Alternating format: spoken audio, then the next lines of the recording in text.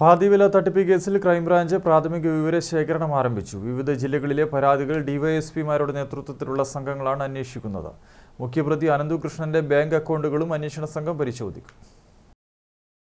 ഓരോ ജില്ലകളിൽ നിന്നും വന്ന പരാതികൾ പരിശോധിച്ച ശേഷം മൊഴിയെടുക്കേണ്ടവരുടെ വിശദമായ പട്ടിക തയ്യാറാക്കും. തുടർന്നാകും അന്വേഷണത്തിലേക്ക് കടക്കുക. മുഖ്യപ്രതി അനന്തുകൃഷ്ണന്റെ ബാങ്ക് അക്കൗണ്ടുകളുടെ പരിശോധനയും അന്വേഷണ സംഘം തുടങ്ങി. പ്രാഥമിക പരിശോധന പൂർത്തിയാകുന്ന മുറയ്ക്കായിരിക്കും റിമാൻഡിലുള്ള അനന്തുവിനെ കസ്റ്റഡിയിൽ വാങ്ങി ചോദ്യം ചെയ്യുക. പണം വാങ്ങിയ ജനപ്രതിനിധികളുടെ അടക്കം മൊഴിയെടുക്കും.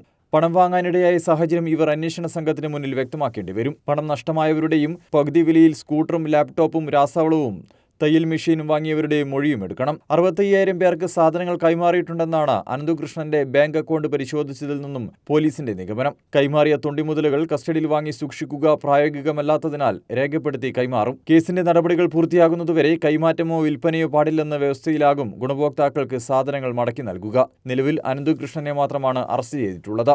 ഓരോ ജില്ലകളിലുമായി നിരവധി പ്രതികളുണ്ട്. ഓരോരുത്തരുടെയും പങ്ക് പരിശോധിച്ച് അറസ്റ്റിലേക്ക് കടക്കാനാണ് തീരുമാനം. News desk, Kannur vision.